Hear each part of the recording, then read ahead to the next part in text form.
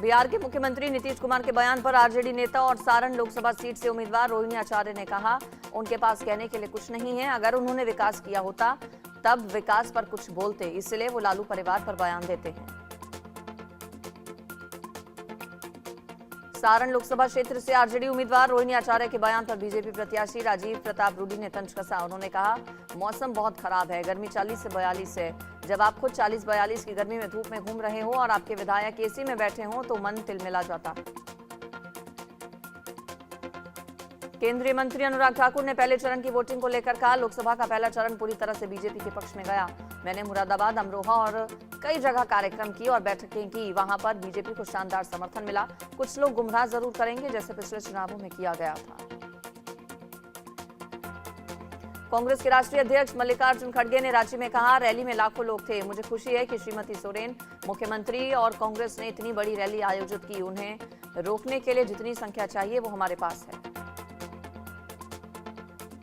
केंद्रीय मंत्री ज्योतिरादित्य सिंधिया के बयान पर कांग्रेस नेता दिग्विजय सिंह ने हमला बोला। उन्होंने कहा, सरकार क्यों गिरा दी ये विषय दूसरा है, लेकिन वो कहते थे कि कर्जा अगर माफ नहीं हुआ तो मैं सड़कों पर उतरूंगा, लेकिन वो सड़कों पर उतरने के बजाय हवाई जहाज पर बैठकर रैलियां कर रहे हैं। केरल के तिरुवनंतपुरम में तमिलनाडु बीजेपी अध्यक्ष अन्नामलाई ने एनडीए उम्मीदवार राजीव चंद्रशेखर के समर्थन में एक रोड शो में हिस्सा लिया। यहां उन्होंने उम्मीदवार के समर्थन में वोट मांगे। लोकसभा चुनाव को लेकर गुजरात के वडोदरा में सीएम भूपेंद्र पटेल ने एक सार्वजनिक सभा को संबोधित किया। यहां सीएम ने लोगों से मुलाकात की और बीजेपी के पक्ष में वोट करने को कहा।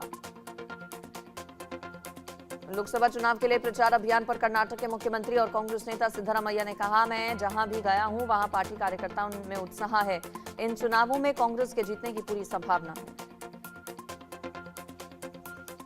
हुबली में बीजेपी के राष्ट्रीय अध्यक्ष जेपी नड्डा ने कर्नाटक के सीएम सिद्धरामैया पर हमला बोला। उन्होंने कहा, कर्नाटक के लोग तुष्टीकरण की राजनीति के लिए मौजूदा सरकार के खिलाफ वोट करेंगे और सूबे में बीजेपी का झंडा बुलंद करेंगे। बीजेपी नेता रविशंकर प्रसाद ने रांची में हुई इंडिया गठबंधन की रैली पर हमला बोला। उन्होंने कहा, रांची में इंडिया गठबंधन की रैली में कांग्रेस और आरजेडी के बीच कुर्सियां चली हैं, झगड़े हुए हैं। हम तो कह ही रहे हैं कि ये स्वार्थ का गठबंधन है, इनमें क्या एकता है, ये देश देख रहा है।